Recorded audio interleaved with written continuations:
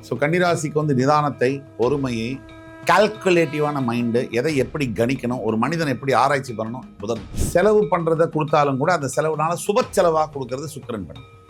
நல்ல நகைகளை வாங்குது, நல்ல கேட்ஜெட்ஸ் வாங்குது, பொருள்களை வாங்குது, நல்ல கேட்ஜெட்ஸ் யூஸ் பண்ணுறது, வாட்சஸ் யூஸ் பண்ணுறது, அதே மாதிரி நல்ல தங்க நகைகள், வெள்ளி பொருள்களெல்லாம் யூஸ் பண்ணுறது, இதெல்லாம் சுக்கிரன் பண்ணும். பெரிய லெவலில் வந்து பிளேஸ் பண்ணி அவங்கள வந்து அடுத்த வாழ்க்கையில் வந்து திடீர்னு பார்த்தீங்கன்னா மிகப்பெரிய ஒரு எல்லாருக்கும் தெரிஞ்ச ஒரு ஃபெமிலியாரிட்டி, பாப்புலாரிட்டியில் அந்த சர்க்கிளில் இவர்கிட்ட கேட்டெல்லாம் செய்யலாம்ப்பா அப்படிங்கிற அளவுக்கு அனுபவத்துக்கு. ஆன்மீக டாக்ஸ் நேயர்கள் அனைவருக்கும் வணக்கம். இன்னைக்கு நம்மளோட சுபாஷ் பாலகிருஷ்ணன் சார் தான் இணைஞ்சிருக்காரு.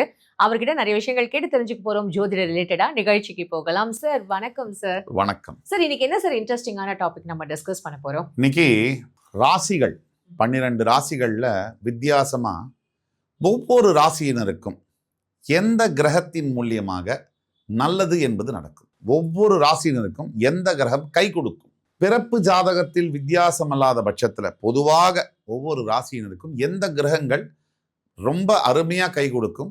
அந்த டாப் 3 பிளானட்ஸ், முதல் 3 கிரகங்கள், அந்த கிரகங்கள் என்ன செய்வாங்க அப்படிங்கிறதையும் ஸ்பெசிஃபிக்கா பார்க்கறது அப்படிங்கிறது நம்மளுடைய நோக்கம். Super sir. சார் இப்போ அந்த பிளானட் மட்டும் நான் டெய்லியும் வந்து ரொம்ப ஸ்பெஷலா கும்பிட்டா எனக்கு உண்மையாவே ரொம்ப நல்லது நடக்குமா? மிகப்பெரிய நல்லது. அருமையான கேள்வி. மிகப்பெரிய நல்லது. வாழ்க்கை மாற்றங்கள் நடக்கும். அதே மாதிரி வெறுமன ஜோதிட பத்தியே பேசிட்டு இருக்கோம். நிறைய விஷயங்கள் தகவல் பரிமாறி கொண்டிருக்கிறோம். இந்த நேரத்தில் இசையோட சேர்த்து பேசினா நல்லா இருக்கும் அப்படிங்கிறது மாதிரி ஒவ்வொரு ராசியினருக்கும் அவங்களுக்குன்னு ஒரு பாடலையும் நம்ம டெடிகேட் பண்ணுவோம். தற்சமயம் இருக்கக்கூடிய கிரக சூழ்நிலைகள்ல வச்சு, அவங்களுடைய வாழ்க்கை சூழ்நிலை இருக்கிறத வச்சு அதற்கேற்ற பாடலை வந்து அவங்களுக்கு சமர்ப்பணிக்குவோம். கன்னிராசிக்கு அதிர்ஷ்டம் தரக்கூடிய அந்த 3 கிரகங்கள் என்னென்ன சார்? கன்னிராசிக்கு முதல்ல ராசிநாதன் வழக்கம் போல புதன், அதுக்கு அடுத்தது சுக்கிரன், அதுக்கு அடுத்தது சனி. மிதுனத்துக்கு உள்ளது தான் கன்னிக்கும். ஸோ கன்னிராசிக்கு வந்து நிதானத்தை, பொறுமையை, கால்குலேட்டிவான மைண்டு, எதை எப்படி கணிக்கணும், ஒரு மனிதனை எப்படி ஆராய்ச்சி பண்ணணும், புதன் வந்து பண்ணிடுவார். ஒரு விஷயங்களை வந்து செலவு பண்ணுறதை கொடுத்தாலும் கூட அந்த செலவுனால சுப செலவாக கொடுக்கறது சுக்கிரன் பண்ணுவார். நல்ல நகைகளை வாங்குறது, நல்ல கேட்ஜெட்ஸ் வாங்குது, பொருள்களை வாங்குது, நல்ல ட்ரெஸ்ஸஸை வந்து நல்ல அனுபவிக்கிறது, நல்ல விதவிதமாக டிசைனாக போட்டு அனுபவிக்கிறது லைஃப்பில். நம்ம நல்ல கேட்ஜெட்ஸ் யூஸ் பண்ணுறது, வாட்சஸ் யூஸ் பண்ணுறது, அதே மாதிரி நல்ல தங்க நகைகள், வெள்ளி பொருள்களெல்லாம் யூஸ் பண்ணுறது, இதெல்லாம் சுக்கிரன் பண்ணுவார். அதே மாதிரி மனைவி மூலியமாக அருமையான மனைவி, அழகான மனைவியெல்லாம் இவர் பண்ணுவார். இந்த மனைவி கிட்ட டீல் பண்ணும் போதே ஒரு மிகப்பெரிய ரொமான்ஸை ஃபீல் பண்ண வைக்கிறது இந்த சுக்கிரன். அது கன்னிக்கு. அதே மாதிரி வந்து அடுத்தபடியாக கன்னிக்கு சனி பகவான். இந்த சனி பகவான் வந்து முதல்ல ஒரு 35 வருஷம் கன்னிராசி நேயர்களுக்கு வந்து எதையுமே தெரியாமல் வளர்த்துருவார். இந்த 35க்கு அப்புறம் ஒரே ட்ரிப்பில் அப்படியே வந்து மேலே வந்து பொத்துன ஐஸ் கட்டி விழுத மாதிரி வச்சு செஞ்சிடுவார். அதுக்கு பிறகு அந்த அனுபவத்திலேருந்து ஜம்ப் பண்ணி வர்றதை அவரே ஹெல்ப் பண்ணி அடுத்த பெரிய லெவலில் வந்து பிளேஸ் பண்ணி அவங்கள வந்து அடுத்த வாழ்க்கையில் வந்து திடீர்னு பார்த்தீங்கன்னா மிகப்பெரிய ஒரு எல்லாருக்கும் தெரிஞ்ச ஒரு ஃபெமிலியாரிட்டி, பாப்புலாரிட்டியில் அந்த சர்க்கிளில் இவர்கிட்ட கேட்டெல்லாம் செய்யலாம்ப்பா அப்படிங்கிற அளவுக்கு அனுபவத்தை கொடுத்துருவோம். ஓகே, அந்த அளவுக்கு ஒரு வாழ்க்கை அனுபவ பாடம் அவங்க கத்துடுவாங்க. கண்டிப்பாக கற்றுக்குவாங்க. ஓகே, அந்த அளவுக்கு ஒரு பெரிய விஷயம் நடக்குமா சார்? ஆனா எல்லா கிரகங்களுக்கும் முக்கியமா இருக்கிறது இந்த சனி பகவானும் புதன் பகவானும். அவங்க கரெக்டா இருந்துட்டாலே அவங்களோட இந்த மேக்ஸிமம் எல்லாருக்கும் கரெக்டா அமைஞ்சிடும்ல சார்? அதே மாதிரி வந்து கன்னிராசினியர்களுக்கு தாக்கத்தை ஏற்படுத்தக்கூடிய நிலைமையில தற்சமயம் சில கிரக அமைப்புகள் இருக்கு. அதுல ஒன்றும் மாற்று கருத்து இருக்க முடியாது. கன்னிராசியை பொறுத்தவரைக்கும் இயற்கையில புதனுடைய ஆதிக்கம் அதிகமாக இருக்கக்கூடிய அந்த புதன் என்ன செய்வார்னா, இந்த சவால்கள் நிறைய இருக்கக்கூடிய வாழ்க்கையில் கன்னிராசிக்கு சவால்கள் சைலண்டாக வரும், வயலண்டாக வராது. எப்போவுமே கன்னிராசி சுற்றி இருக்கக்கூடிய நபர்கள் வந்து அவங்களுக்கு பிரச்சனை கொடுத்துட்டே இருப்பாங்க. யாரை ரொம்ப நம்பி இருக்கிறவங்கள ரொம்ப துரோகம் பண்ணுவாங்க கன்னிராசிக்கு. அந்த மாதிரி காலகட்டத்தில் நாம் ஏற்கனவே சொன்ன நிதானம், அந்த பொறுமையை வந்து புதன் கொடுக்கக்கூடியவர். அப்புறம் அந்த மனிதர்களை கணிக்கிறதுல கன்னிராசி மாதிரி வந்து இன்னொரு ராசியை பார்க்க முடியாது. அந்த அளவுக்கு அவங்க அக்யூரேட்டா வந்து ஒரு சைக்கியாட்ரிஸ்ட் கூட கணிக்க முடியாது. அப்படி ஜட்ஜ் பண்ணுவாங்க, ஜட்ஜ் பண்ணிடுவாங்க. தலைமுடியிலேருந்து கால் வரைக்கும், நகம் வரைக்கும் இவங்க இன்னார், இவங்க இப்படி நடந்துக்குவாங்க, இவங்கள்ட்ட இது ப்ளஸ் மைனஸ், இது எல்லாம் கணிக்கக்கூடியது கன்னி.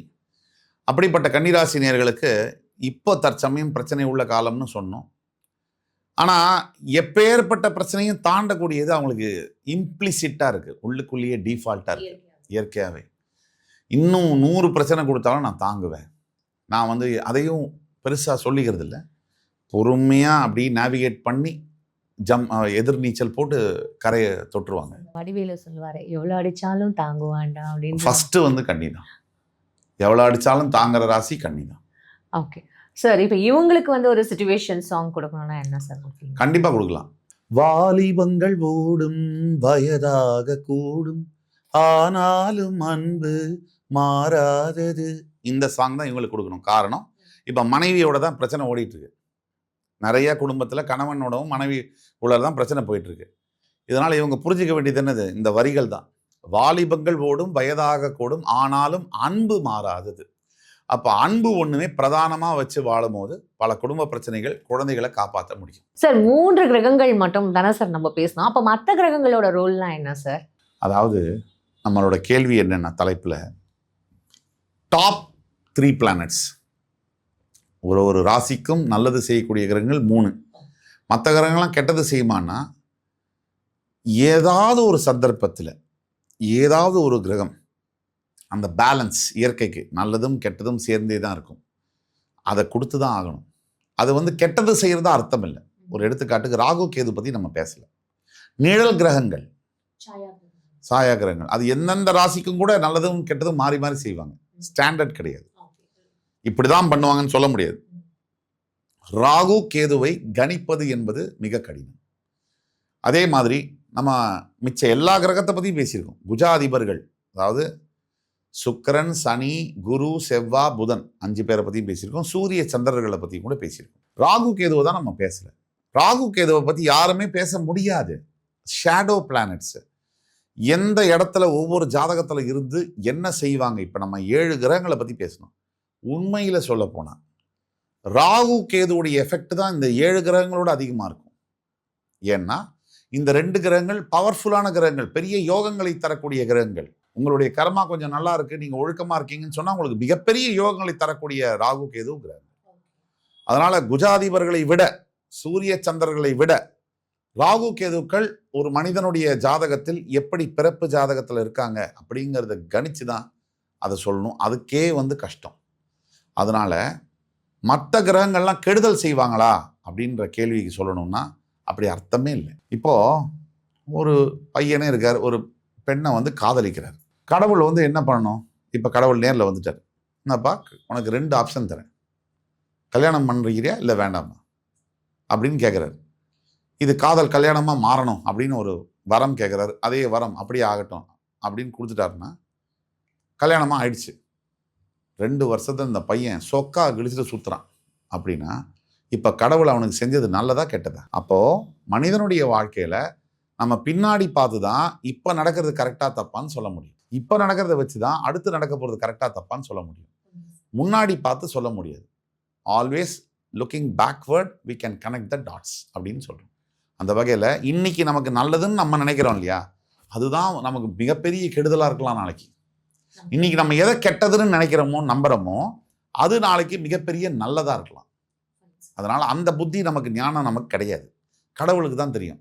நமக்கு உண்மையிலேயே எது நல்லது, உண்மையிலேயே எது கெட்டது, இதை வச்சு தான் குழப்பிக்கிறோம். இந்த கிரகம் கெட்டது செய்யுமா நல்லது செய்யுமான்னு குழப்பிக்கிறோம். மக்களிடையே ஜோதிடத்தை பற்றின புரிதல், பல நபர்கள் வந்து ஜோதிடம் இல்லை, பொய், கடவுள் இல்லை, மறுப்பாளர்கள் இருக்காங்க. யாரையும் நம்ம தனிப்பட்ட அவங்க நம்பிக்கையில் தலையிடுறதுக்கு நமக்கு உரிமை கிடையாது. நமக்குன்னு சில கேள்விகள் இருக்குல்ல, நியாயமான கேள்விகளை கேட்டு தானே ஆகணும். இப்போ இத்தனை ராசிகளை பற்றி பேசணும், கிரகங்களை பற்றி பேசணும். ஜோதிடம் பொய் அப்படின்னா 7 நாட்கள் வாரத்தில் கிரகங்களோட பேர் தான் வச்சுருக்கோம். 12 மாதங்கள் 12 ராசிகள்லேருந்து வந்தது. தமிழ்னு சொல்கிறோம். தமிழ் கேலண்டரில் 27 நாட்கள் தான் இருக்குது, 27 நட்சத்திரங்கள்லேருந்து வந்தது. இப்போ நமக்கு ஜோதிடத்து மேலே நம்பிக்கை இல்லைன்னா, இன்றைக்கி செவ்வாய்க்கிழமைன்னு இப்படி சொல்லிட்டு ஜோதிடத்தை நம்பலைன்னா 2 வேறையாச்சு. Double standard. அப்போ ஜோதிடம் பிடிச்சதோ பிடிக்கலையோ நம்பலையோ உலகம் முழுக்க நான் சொல்கிறேன், நீங்கள் ஜோதிடத்தை தான் ஃபாலோ பண்ணுறீங்க, உங்களுக்கு தெரியாமே ஃபாலோ பண்ணுறீங்க.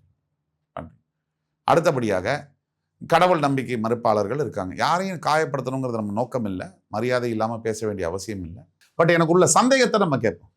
நம்ம காமாட்சி அம்பாள் சிலை இருக்குது, கர்ப்ப கிரகத்தில் இருக்கா, அவளுக்கு மாலை போடுறோம், அபிஷேகம் பண்ணுறோம், மாலை போடுறோம். கல்லுக்கு போய் மாலை போடுறீங்களே, இது ஒரு பகுத்தறிவா அப்படின்னு கேட்கக்கூடிய பல அறிவானந்த சிந்தனையாளர்கள் இருக்கக்கூடிய இந்த பூமியில் இறந்து போன தலைவரோட சிலைக்கு மாலை போடுறோம். அப்போ அந்த அவர் தலைவர் வந்து மோந்து பார்க்குறாரா, ரோஜா பூவா சாமந்தி பூவான்னு? இது எந்த பகுத்தறிவு? ஒரு சமாதி மேலே டைல்ஸு ஓட்டிருக்கு, கிரானைட்டு. 30 வருஷம் 10 வருஷம் 40 வருஷத்துக்கு மேலே அந்த பூ அலங்காரம் பண்ணுறோம். அந்த டைல்ஸ் அதை பார்க்குதா? அது பூங்கிறது முகர்றதுக்கு. அப்போ இறந்து போன டைல்ஸில் போய் வெயில் படுற இடத்துல போய் பூவை வைக்கிறீங்களே, இது என்னது? இது ஒன்று பர்ஃப்யூம் தயாரிக்கணும், அதில் ஒரு பகுத்தறிவு இருக்குது, அனுபவிக்கிறதுக்கு வாசனை திரவியம் போட்டுக்கிறீங்க. இல்லை பூ வச்சு மருந்து தயாரிக்கிறீங்க, அதில் ஒரு அர்த்தம் இருக்குது. இறந்து போன சிலைக்கு போடுறீங்களே, இது என்ன? இது பகுத்தறிவு. அப்போ அங்கே ஒரு பகுத்தறிவு, இங்கே ஒரு பகுத்தறிவு. மாத்திப்போம் சார். மாற்றிப்போம். இல்லை மாற்றிக்கணும்.